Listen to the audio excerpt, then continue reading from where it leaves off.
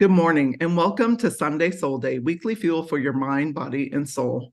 Today we have Justin Roethlingshoefer.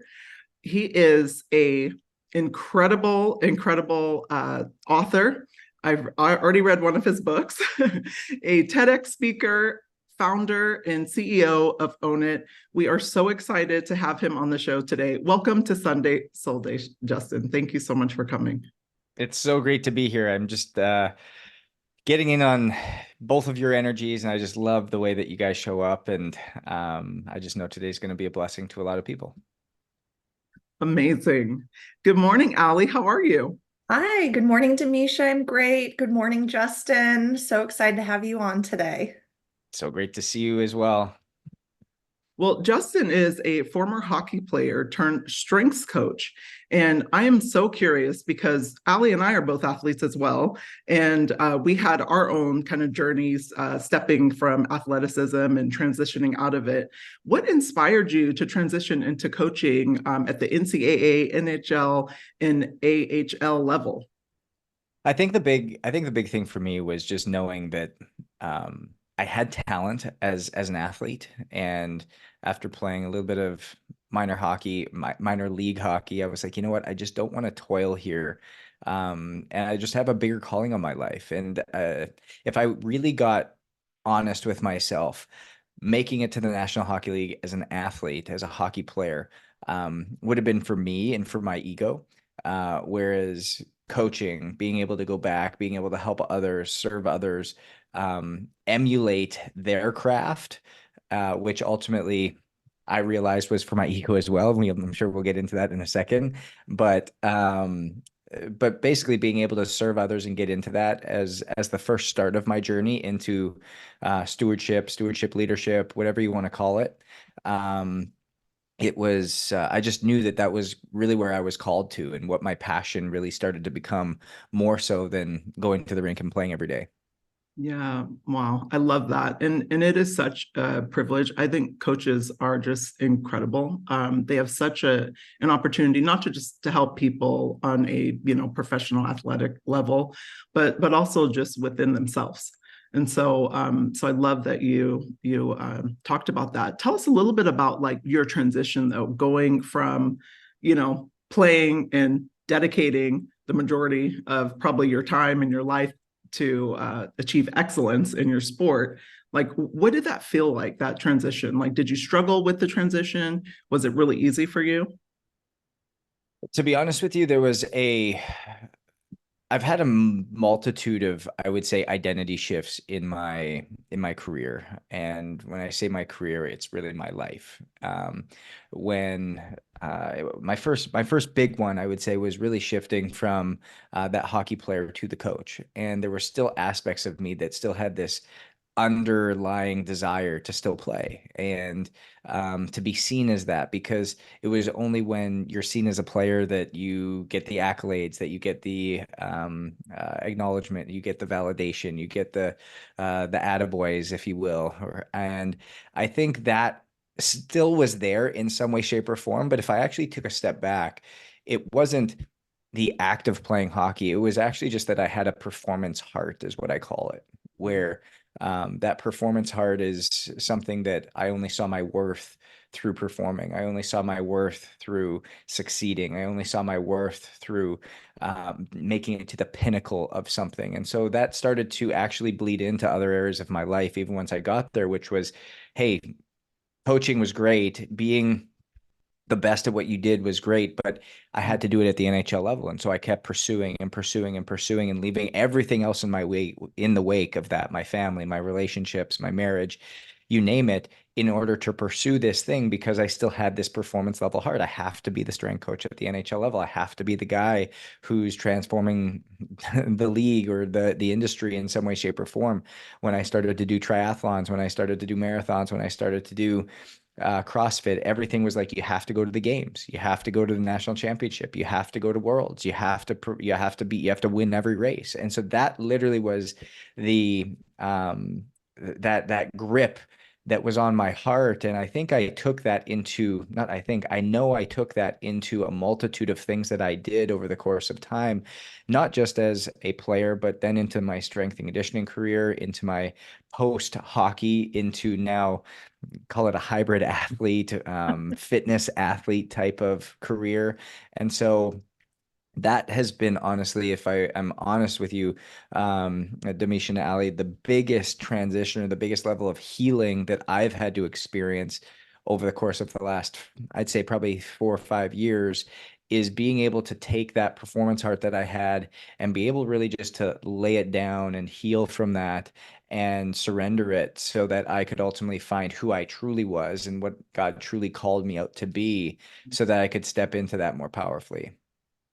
Oh my goodness. You said a whole mouthful. There's just gem after gem in that statement because the identity shift, and I think a lot of people struggle with that, like from athletes at all levels, really, because their entire identity is surrounded, around their sport. And so I love that you touched on that, but then the performing heart, I did not have the language for that. So thank you for giving me that because I think that's what I had as well for a very long time until, I decided to lay that down and start living my life more purposefully, in service of others. And so thank you so much for that.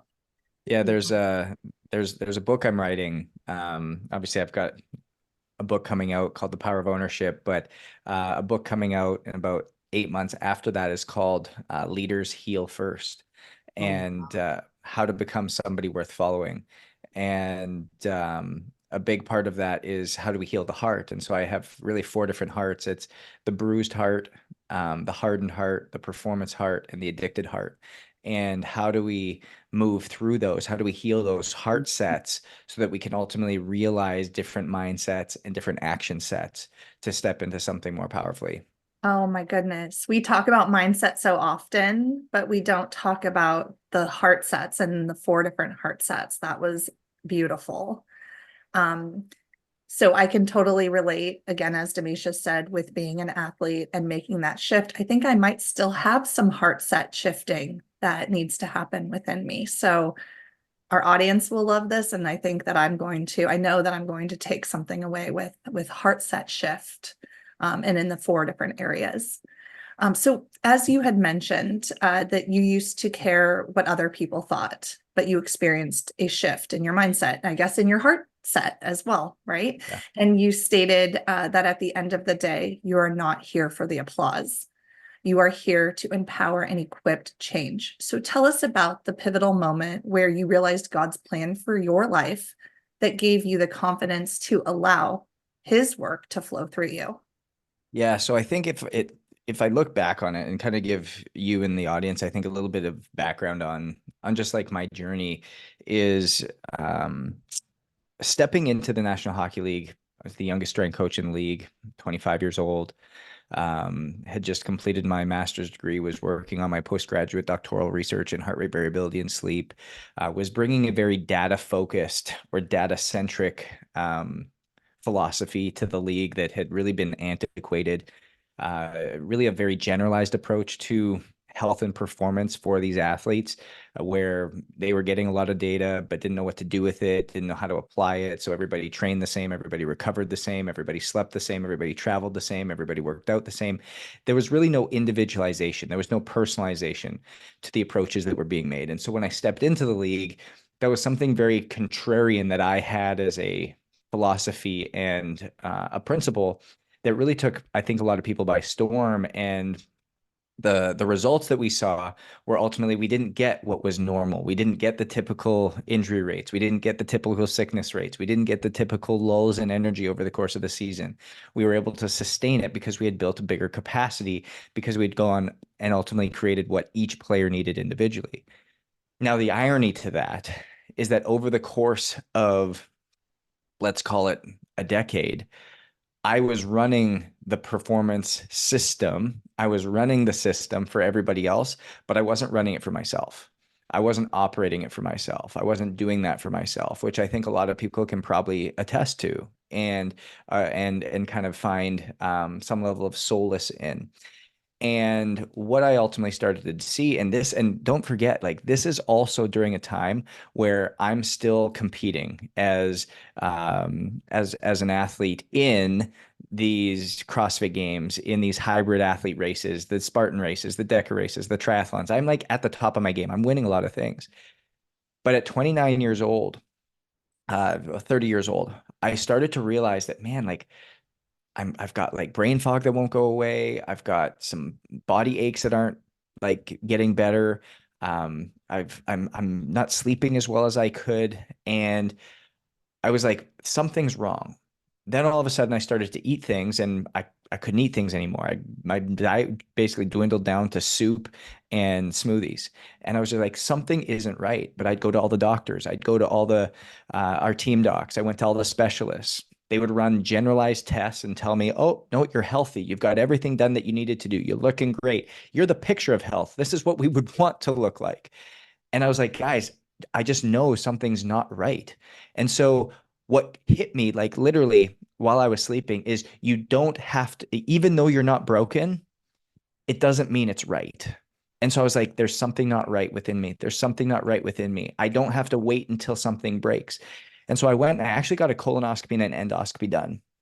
And what the doctor came and said to me on the in the room after just shook me. And he goes, Justin, like, I am so sorry it took us this long to get here, but we found 5 polyps the size of your thumb, all precancerous in your colon, and we ultimately found an ulcer the size of a quarter, also precancerous in your stomach. And he said, if we hadn't done this, you likely wouldn't have seen your 35th birthday, because it would have been that drastic and that pushed. And so it was at that moment that I was like, man, what I'm doing for these 26 men for an NHL team, it's not an athlete problem I'm solving. It's a human problem. And we have to start taking this from this place to everybody, to the masses. We have to get personalized approaches for everyone so that they can be equipped, they can be empowered, they can be educated on what their body needs. And ultimately, the moment we have data, it can ultimately determine our direction as individuals. And so that really that just stood out to me. And I heard very equivocally, it was about 2 years after that, that I stepped away from the NHL, late 2020, and I just heard God's voice so clearly. When are you going to stop serving the audience you want to and start serving the audience that I've called you to? And it was that moment that I just, again, stepped away in obedience. And it wasn't all uphill from there, let me tell you, but it was something that over the course of the last 3 years has parlayed into blessings that I couldn't even think about 3 and 4 years ago. Yeah. And it's just like that whole thing that we got to put ourselves first before we can serve others, and how easy it is to serve people, give them the advice, give them the tools and techniques, and not to do it ourselves. I like to Totally. tell my clients now, or at least I'll say it in my head, oh, I should take my own advice here, Yeah. because then I hold myself accountable. I mean, And I always say healthy people create healthy businesses, not the other way around. yeah, And I think a lot of us think that, oh, once I get the business in line, then I can look after myself. Well, that point will never come, yeah, other way because we're around. constantly going to be chasing something. And if we can actually put a line in the sand and say, hey, healthy people create healthy businesses, because once we are strong, everything we touch becomes stronger. But if we become weaker, everything we touch becomes weaker as well. We have to understand that you do truly have the Midas touch, but what is our input? What does that look like? And what's our base? Absolutely. And I love that you touched on the collective versus getting like more personalized. I think we do that in so many things across like the way that we learn in education, the way that we train people, and even in our, medical, like just when we go to the doctor, it's like we run Yeah. certain tests, then it's like this next test, okay, that didn't work, we'll run this next one. And instead getting a lot more personalized. So I love that you touched on that as well. It's a perfect kind of transition into your Own It app. Tell us a little bit about like what inspired you to create just Own It first, and then building your app. And how does it improve just habits around recovery, health, and performance? Yeah, so when we think about it, Own It was built off of the key concept of what I talk about in my book, The Power of Ownership, is the dichotomy that exists between normal and different. Mm. And if you actually sit back and start to think about, okay, what does it actually mean to be in a state of normalcy? It's defined as conforming to a standard, a typical, usual, or expected way of doing things. And if we actually start to look at what normal became in this world, is it's normal to work to the point of exhaustion. It's normal to lack consistency. It's normal to lose control of your body when you get married or have kids. It's normal to gain weight after you leave college. It's normal not to be able to sleep well. It's normal to be overwhelmed and full of worry and anxiety. And I can go on and on and on and on and on through that. But it's also become normal to accept the fact that more than 37 million US adults have diabetes. It's also become normal to expect to know the fact that 77% of people experience stress that affects their physical health.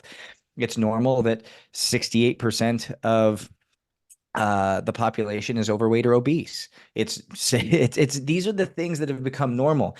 And at the worst part is that it's become normal to accept the fact that chronic illness is the leading cause of death in the United States at 71%.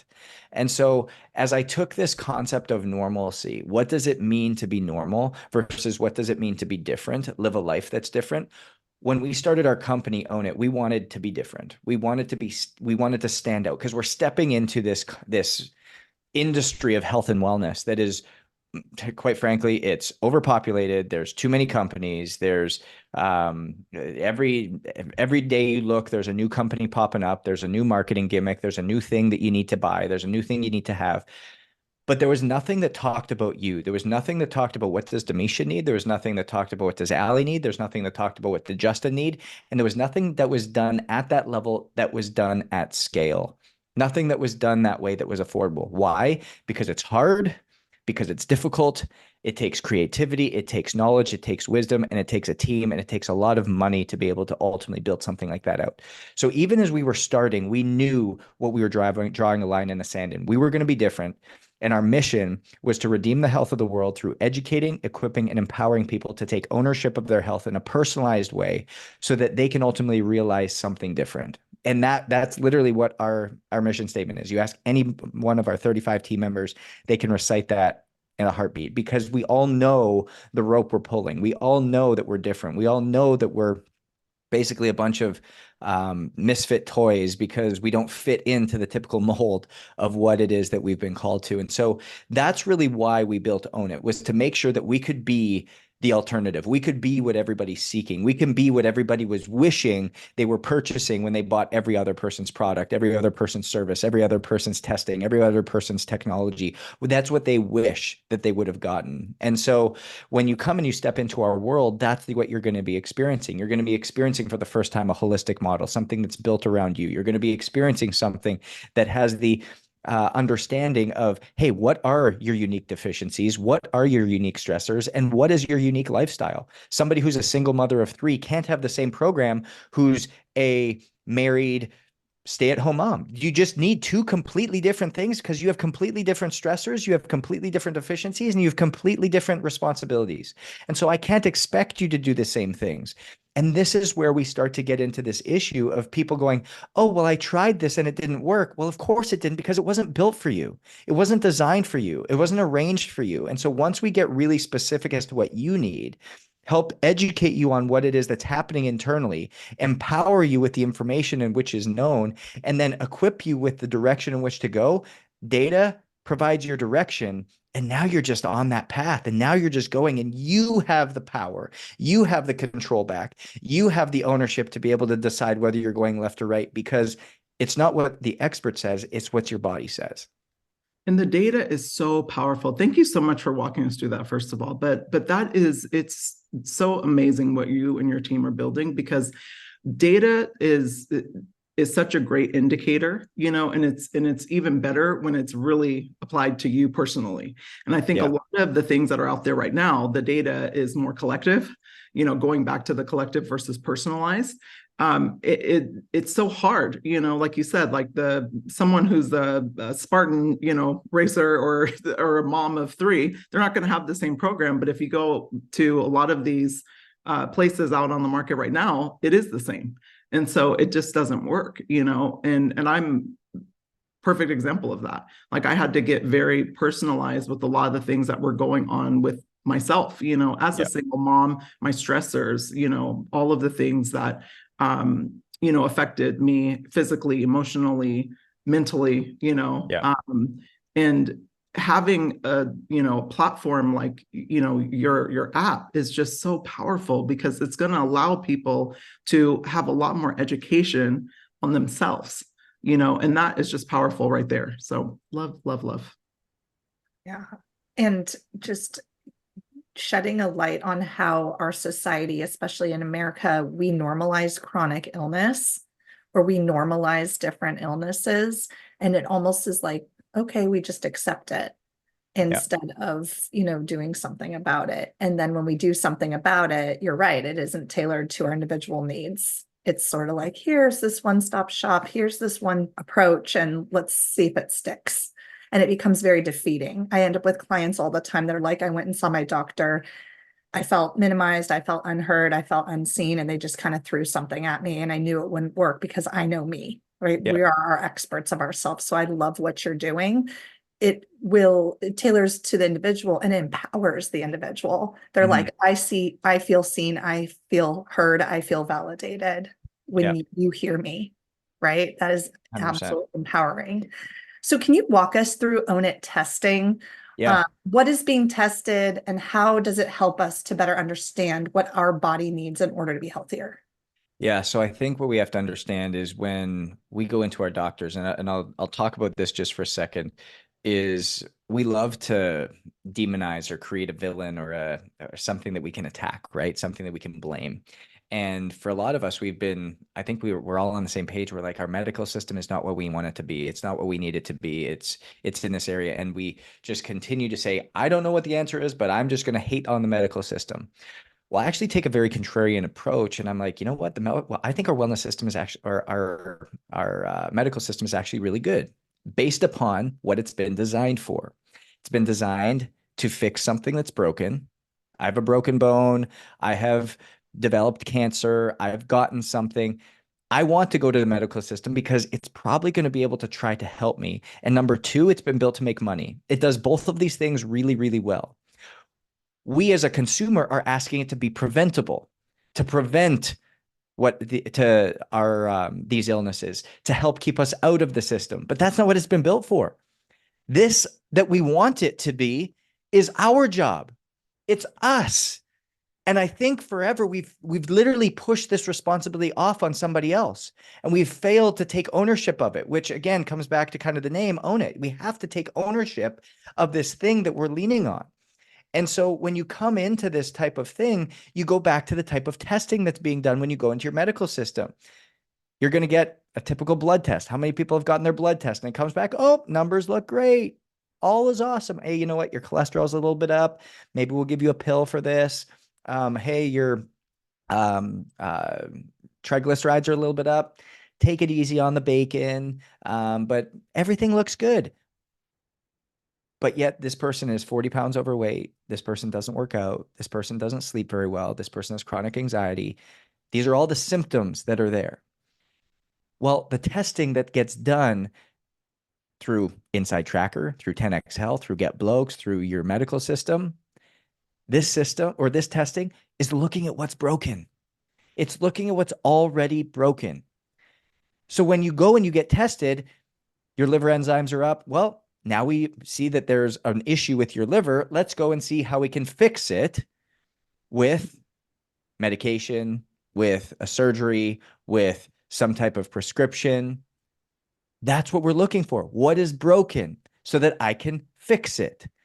Instead, we need to see, okay, what did I say at the very beginning? Even though nothing might be broken, it doesn't mean everything is right. And so even though we understand this, the testing that we've really kind of gone through and so that we do with all of our clients is cellular testing, understanding what is happening at the cellular level from a vitamin, mineral, and amino acid condition. So what are you deficient in at the cellular level in each of those three things? along with how is the inflammatory response of the cells actually happening. So we can now get super preventable in the actions we're giving you. Hey, you should be focusing on these types of supplements. You should be focusing on these types of foods. You should be focusing on these types of exercise or recovery modalities. You should be focusing on these type of lifestyle changes. This is what we get to be so specific and tailored towards. And we've taken it even a step further where we actually have a team that custom compounds and custom formulates a supplement that's literally built for you, a single supplement built for you based on these deficiencies.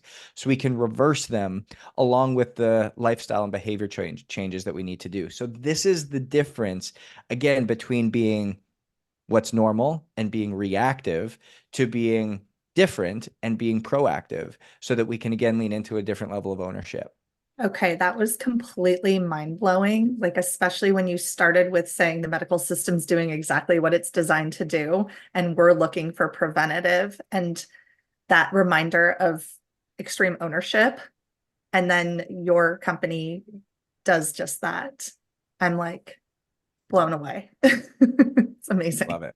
I love it. It's been something that's just been on our heart since day one of being able to be different, being able to disrupt. And I think so many people, especially in their businesses, they worry so much about proving that they're better. We're better because we have this added feature. We're better because we are better customer service. We're better because you have a better customer experience. We're better because we have better testing or better studies on what we do. I'm sick of trying to be better than anybody else. I just want to be different. I want to be different because when I am different, the results ultimately go to prove themselves. What ends up happening in terms of how you show up, how you truly focus on what the individual needs, how you truly make them feel seen, heard, and appreciated, how you make them feel understood for possibly the first time, how you help them feel empowered because they now go from a state of knowing what to do to a state of understanding what to do. That's how you ultimately show you're better. You don't tell people you better, you show them through experience. So all our focus has ever been on is to be different than what is out there, because what we've accepted as normal is actually dysfunctional. Just incredible. Like I'm sitting here with chills because it is so powerful, all the things that your own at tests, because it's just nothing out there like that. And so that alone in itself, you know, you don't even have to say you're better because there's just not a lot out there that does that. And then focusing on the inflammation, you touched on inflammation. Like inflammation is attached to so many different things, and I think like a lot of times we don't even understand that, you know, from anxiety to chronic illness. Like inflammation is attached to so many different things. So I love that your app addresses that as well. How do you approach like kind of translating a lot of those complex scientific concepts related to all the things that you talked about, from performance to sleep, recovery, just advice to your clients, like an audience? How do you approach that?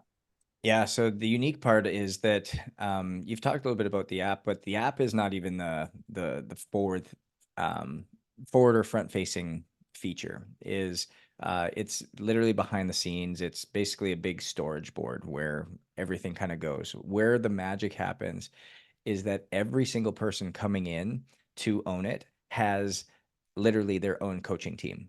And so when you come on board, you're working with an actual human being. You're not working with AI. You're not working with technology. You're working with a human, somebody who knows you, somebody who can bring context to things, somebody who can teach you, somebody who can educate you, somebody who can hold your hand, somebody who can realize that because you had 4 hours of sleep last night wasn't the solution isn't just get to bed earlier. It was actually because your child was up throwing up all night, and that's why you got a disrupted sleep, because now there's actual context to it. There's actually something that you need to do, something you can do, something you should do that's different than what a technology piece could actually tell you to do. And so anytime somebody comes into our ecosystem, there's going to be a coaching team, and the depth of your coaching team is dependent on where it is that you're wanting to lean into. So everybody who comes in, they're going to have a health coach.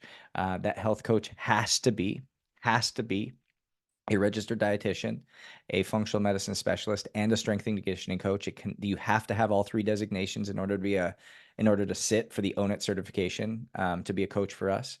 And then as an option, people can add on what we call a mindset performance coach, they have to be, again, a cognitive behavioral specialist who actually helps you understand why you make certain decisions, how you process information, what thoughts, behaviors, and experiences have you been through that have ultimately caused certain reactions to things, or certain habits that you've ultimately developed over time. And so those are the two coaches that you can have. And then they're all overseen by a medical advisory board that we have that looks at all your testing, is creating your custom supplementation, is helping to guide a lot of the care, while those coaches are able to help dive into a lot of the habit, behavior, and lifestyle changes that need to be had on a very personalized level, not just on what the data says, but also of what you desire and what your lifestyle looks like, and things that are based around the season of life that you're in. Wow, that's amazing, because a lot of times what I find when I'm, working with, whether it's a coach or a dietitian, they have only one, of those things, and not all of those things. So that already is just incredible. Where do you how are you finding people to join your company? What has that process been like? I think, to be honest with you, it starts just with a favor and a blessing over what it is we're doing, because I stepped in obediently.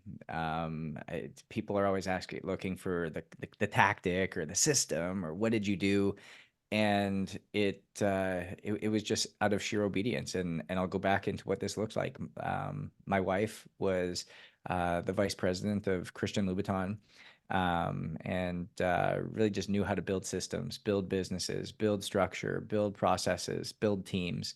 And as she saw what I was getting into as I stepped out of the NHL, because again, I'll kind of rewind the tape a little bit here, is you've got this kid, 33 years old, who's been in the league for close to 10 years and been doing things and been on a mission for so long, all of a sudden say, hey, I'm getting out. A lot of people are like, what are you doing? You're making great money. You're at the top of your game. You're at the pinnacle. It's a dream job.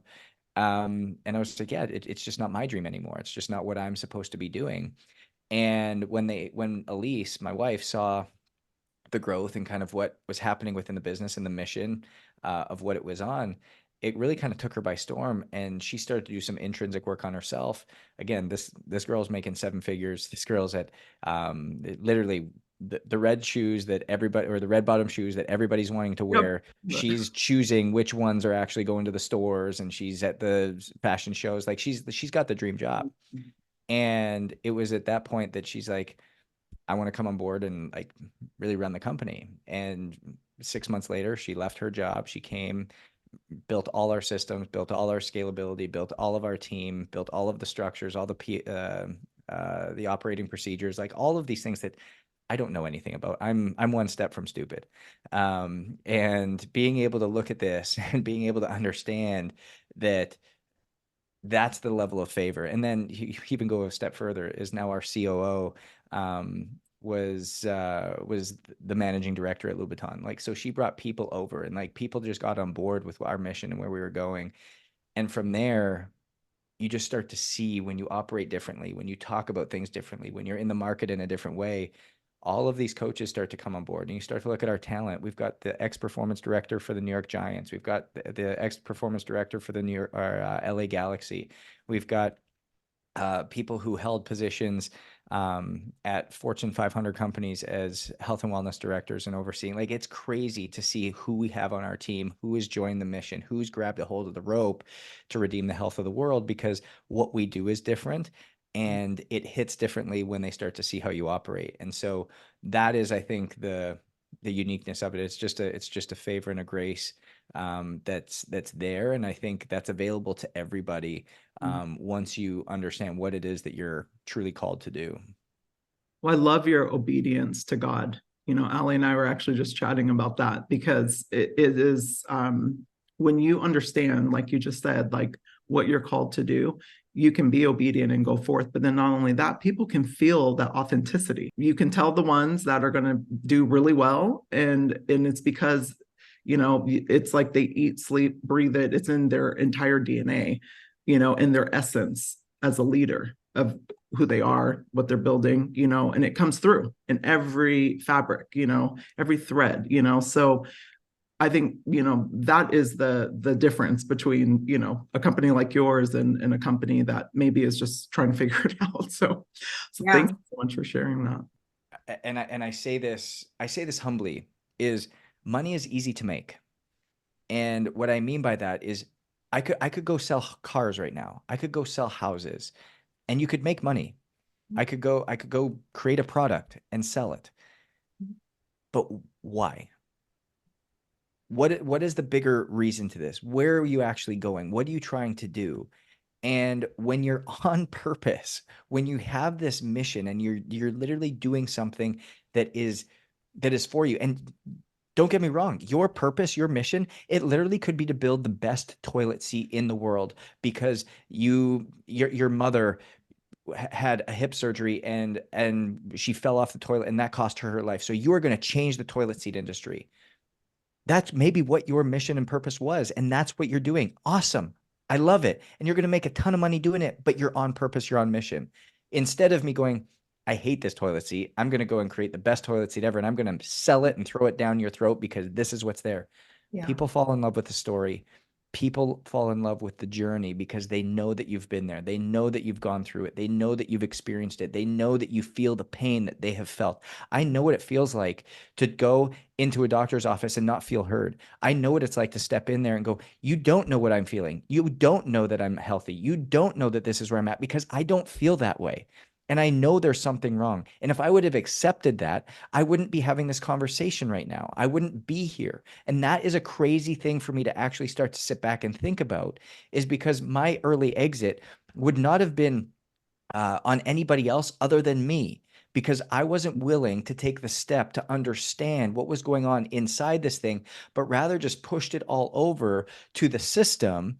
But we know that the system hasn't been built to do what it is that we're ultimately asking. And so when we can take ownership of this and say, hey, I have to realize that if I want this thing to operate at a level that I expect, and I want to operate at a level in which we can get forward in a big way, I have to do something different. And if we want to get really spiritual, I don't know the level of the audience here, but when we can actually step back and go, hey, this temple that I'm carrying the Holy Spirit in, that I'm carrying this thing that exists in me, how many of us are driving around like the Holy Spirit in like a rented Buick, and we're eating and throwing our garbage in the back seat and expecting something big to come out of this? Like we operate with a very intentional God. We operate out of something that is so focused and purposeful for us. But how do we expect to realize the outcomes and the plans he has for us if we fail to be intentional in how we're operating this thing that he's given us and created for us? And I think this piece to this starts to actually unfold when we know that healthy people create healthy businesses, not the other way around. It starts there. And it's because of the concepts of stewardship. There's 4 stewardship concepts I talk about all the time. Number 1, there's nothing that's ours. We own nothing. God owns everything. We own nothing. God owns everything. Number 2 is every gift he's given us, we have the opportunity to either A, increase it, or B, decrease it. We do have the ability to squander gifts that he's given us, plain and simple. 3, if we squander these things, we fail to open ourselves up to future blessings and responsibilities. And so how many of us have squandered our health? How many of us have squandered our capacity? How many of us have squandered this thing that we've been given? Quite frankly, go back to Genesis story, the most important, purposeful, intentional, loving creation that he ever made. And so if we can't ultimately be good stewards of the most important creation, the only thing in the world that carries the Holy Spirit, how do we expect to get anything more out of this? And then number 4 is we can be called into accountability at any time. And so being able to understand this process, being able to know that, hey, it's not just something we have to do, but realizing that, hey, this is something that we've been called to do. This is the first thing that we've been called to do. And if we can't be trusted with this, man, how can we be trusted with anything else? Gosh. Absolutely. Like you nailed it in so many ways because, and please all day. I might have just upset a lot of people with that, but that's okay. No, you didn't though. Well, I can't say that, but I mean, at least you didn't upset us. Like we could not agree more here. And I believe like when you're intentional about all areas of your life, your wheel of life, right? And living your life on purpose, for purpose, whether you're building a business or building your family home, you could be a stay-at-home mom, but if you're doing things on purpose, for purpose, like you're already, doing on the right track. But then also our gifts inside of us are meant to be shared because they aren't ours, and that's a large reason why I made a shift in my life, and all of the things that you're talking about. It's like I felt this major calling even before I took my last corporate job. But I was really, if I could just be vulnerable, I was scared. I was a single mom. I was like, I got to make money. And I didn't even know what that looked like. But I finally put myself in a position where I didn't have a choice. Like the calling was so loud that I had to live more in tune with what God wanted me to do. And I think that's why things have happened really rapidly for me, in a way that I can't even explain sometimes. So I love everything that you said. Yeah. And I love that you provided the example of the toilet, that as long as we're listening to ourselves and basing it off of our life's purpose, which is based off our own experiences that make us passionate. I have an example of a friend who lost his sister to a drowning, and he became a lifelong swim coach and does really well with it. And his mission was, I promise to make as many people be able to swim as possible. Yeah. And so that example reminds me of like, it doesn't matter what it is, as long as it's part of your story and your mission and your gift from God, you must do it. And then what Demisha said, I think is so spot on. Our gifts are not ours to hold on to. Yeah. They're ours to share. Mm-hmm. Yeah, it was amazing. And neither of us are offended. And our audience is all about mind, body, and soul. So I love it. That's what you're going to get here. Yeah. Be a river, not a reservoir. There you go. Bam. Let it flow through you. Yeah. So kind of going back to, we were talking about the coaches, what guidance would you offer to aspiring coaches who are just starting out in building their business, especially considering your success in growing a multi-million-dollar coaching business? What challenges did you run into in the beginning? Yeah. Number one, I mean, I can break it down to three very simple things. Number one, don't try to be like anybody else. Like, be different. Allow yourself to be different. Whatever your story is, whatever your uniqueness is, that's your gifting. That's your calling. You're going to resonate with a lot of people with that. So don't try to be like anybody else. Number two, don't do everything. Meaning, don't try to be everything to everybody.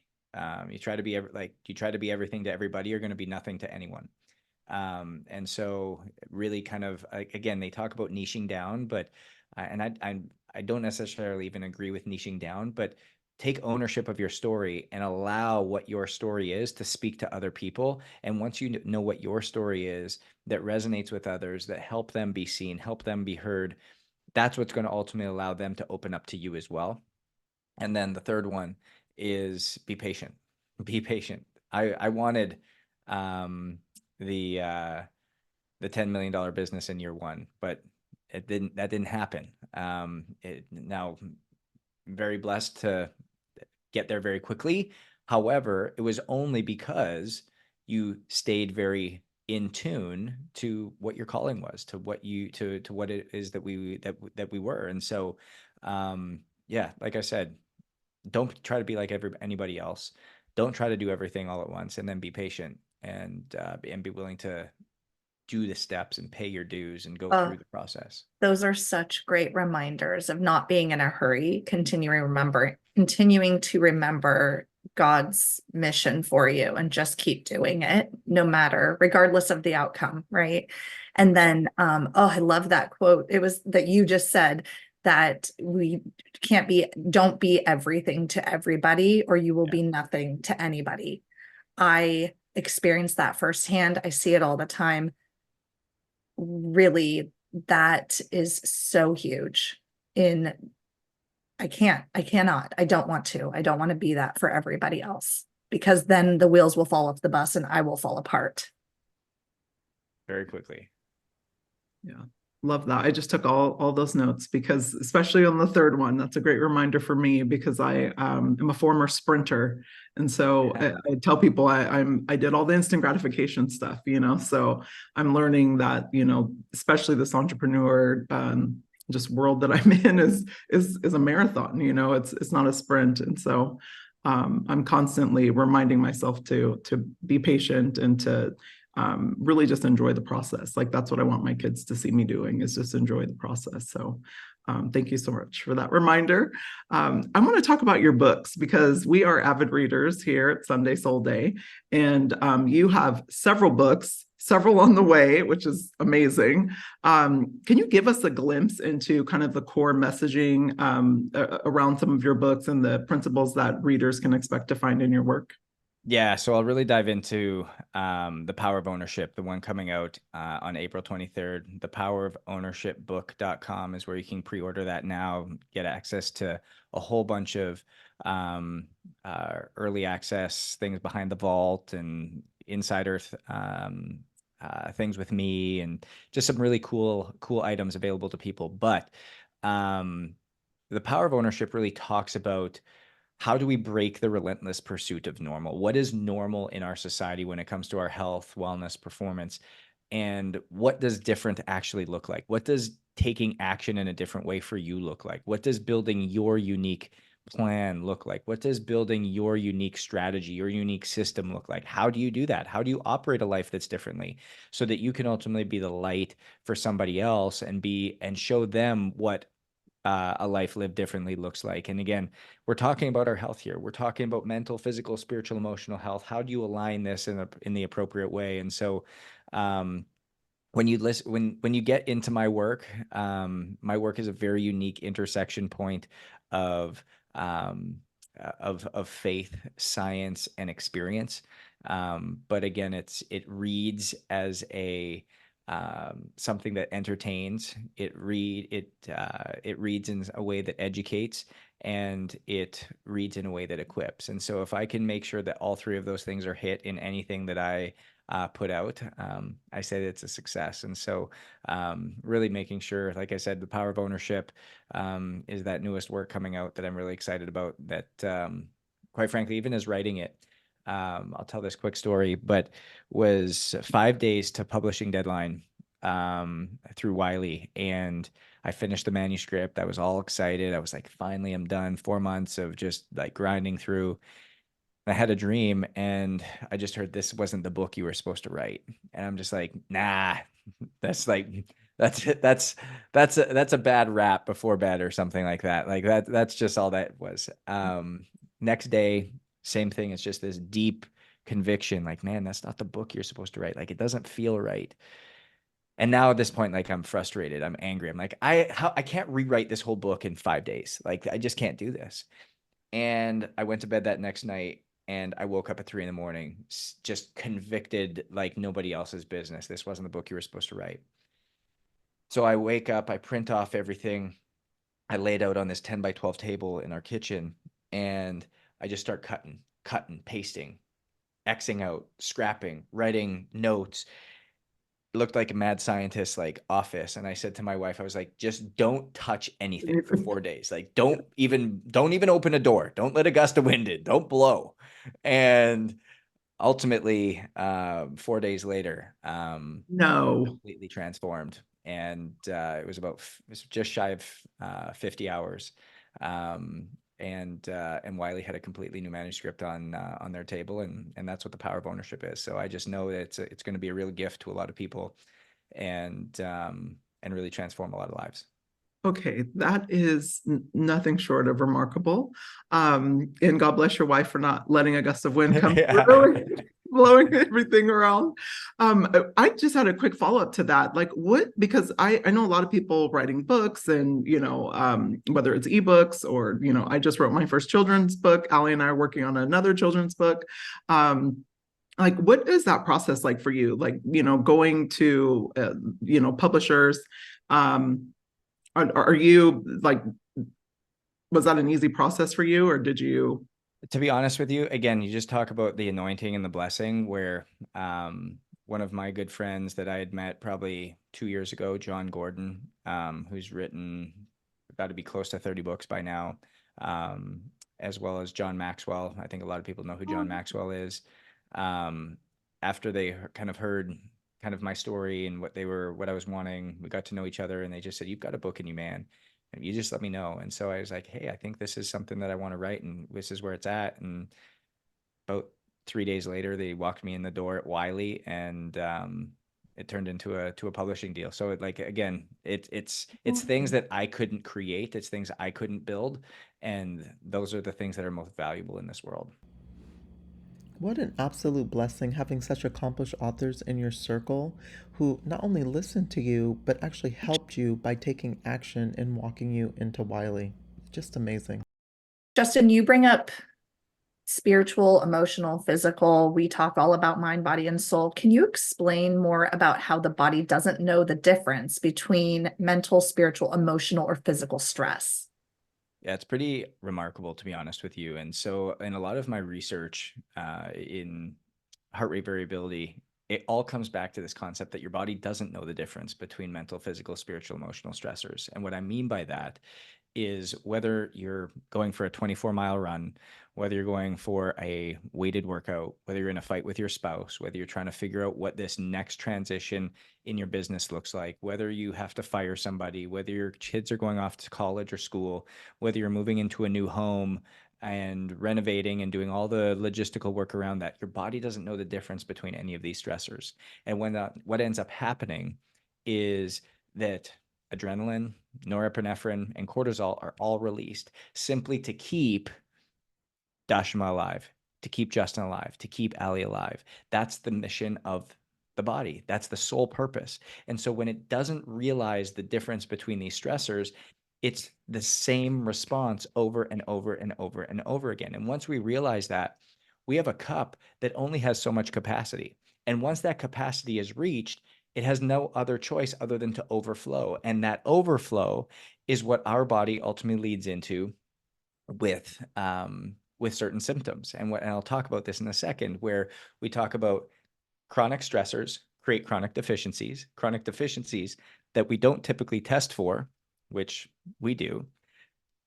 Those chronic deficiencies lead to chronic symptoms that we consider normal. It's normal to be exhausted. It's normal to be tired. It's normal to be overwhelmed. It's normal to not sleep well. It's normal to be bloated. It's normal to gain weight. It's normal to have hair loss. All these things we consider normal. But the longer we stay in this state of normalcy, those chronic symptoms create chronic illness. And so this is this pattern that we have to ultimately interrupt and be aware to, so we can realize something different, but it starts with choosing something different. This is so good and so helpful. I see clients mainly who come in for mental or emotional concerns, and I'll bring up, we got to fill all the cups. We got to work on the physical aspect of it as well, because look at what all your stress is doing to all areas of your life. So thank you so much for that, Justin. You're so welcome. Justin, thank you so much for walking us through that. It's fascinating to me how the body can differentiate between the mental, spiritual, emotional, and physical stress. I never really even thought about that. So thank you so much for sharing that. I am curious, because you do so much for others and you are in service of so many people. How do you take care of yourself? Because here at Sunday Soul Day, we care about rituals and regular self-care routines. Like, tell us a little bit about what you do to take care of yourself. Yeah, I love it. It's something that I literally hold sacred. And for me, first thing in the morning, I go to bed and wake up at almost the identical time, 24/7, if you will, every single day. In bed, usually around 9:30, sleeping by about 9:45, 10 o'clock, and then waking up at 6 a.m. every single day. And so the first thing I do when I wake up is I give myself about 15 minutes of quiet time, just being still, just allowing myself to listen. And then from there, get a workout in. And then for me, to be honest with you, my sacred time, my quiet time, where nobody can talk to me, nobody can touch base with me, is in the sauna. I spend about 30 minutes after workout in the sauna.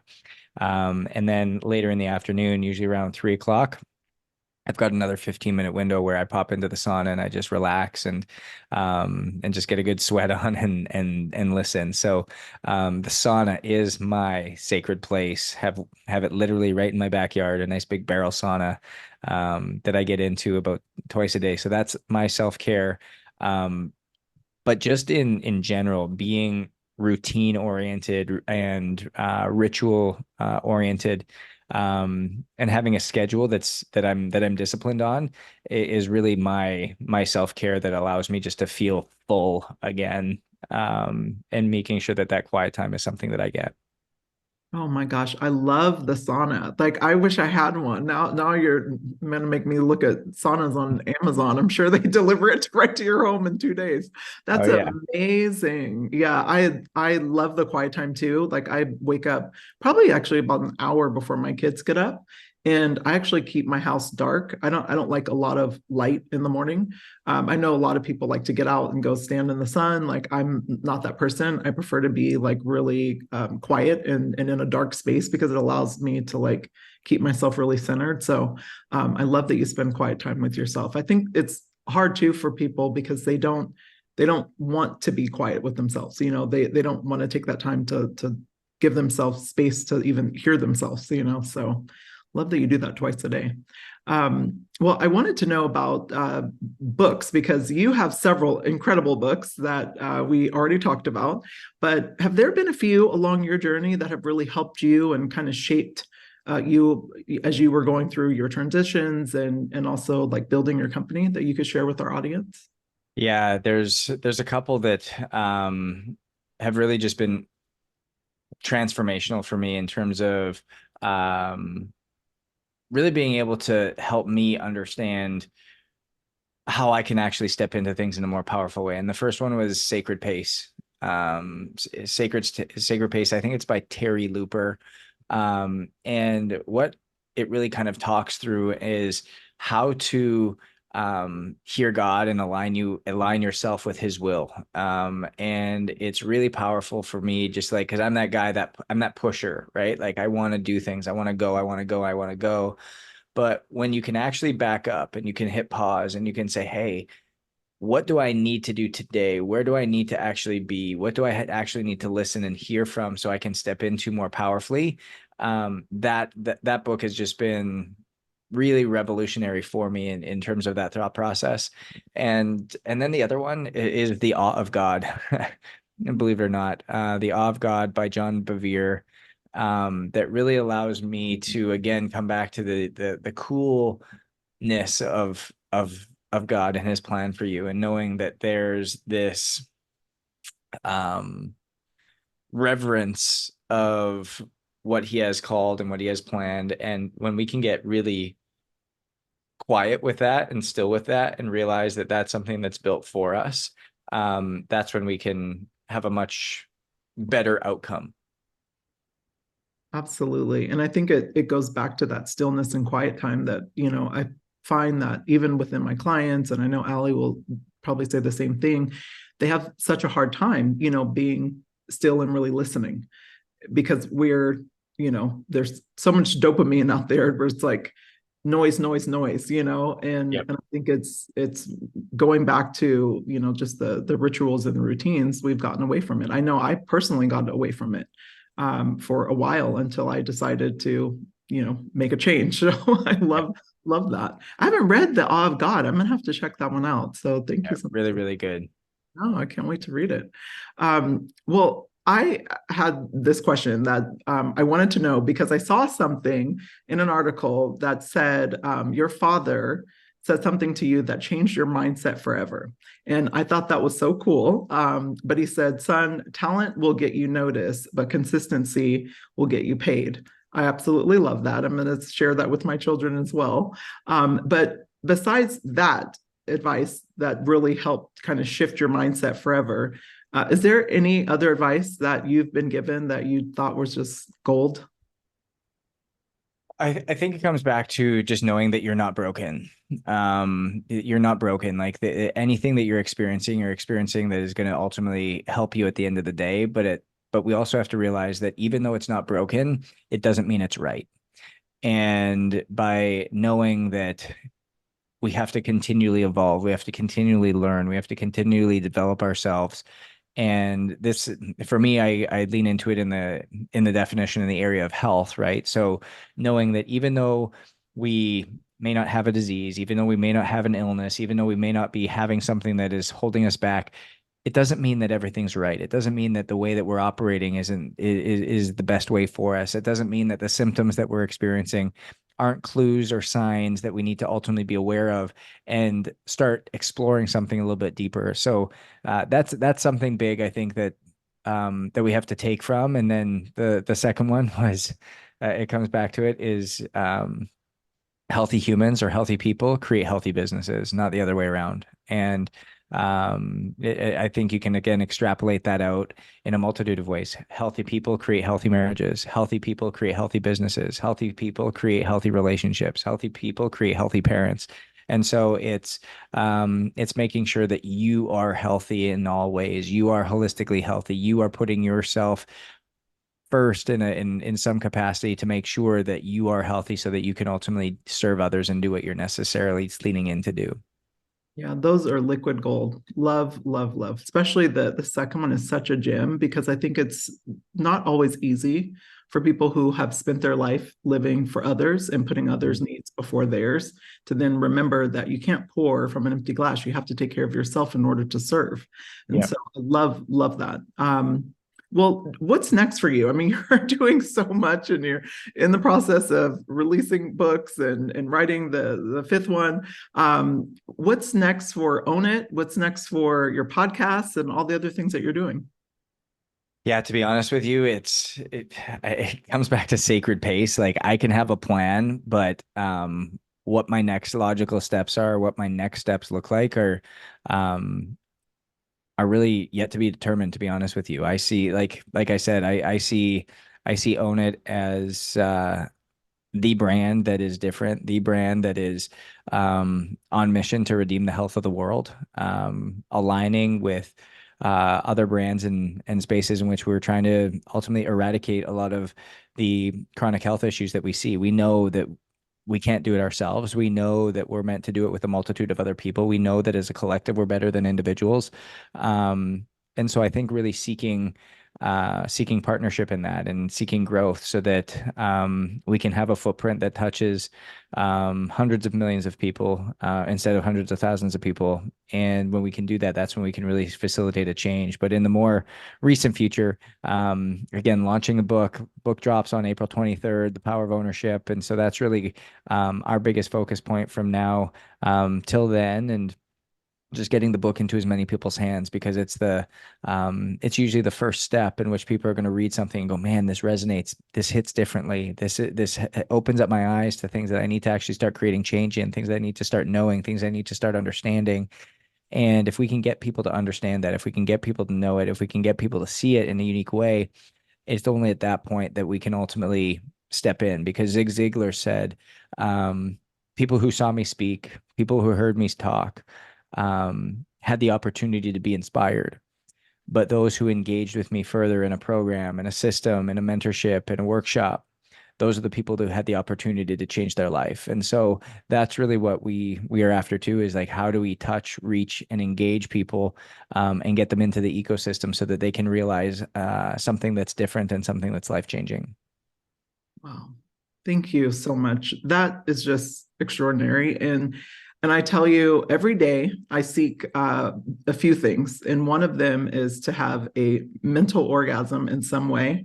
And I have to say, this conversation has been that. I love when someone can change the way that I think or, kind of tweak it in a way where I've never thought of things before. So I really, really just enjoyed your time and learning more about you.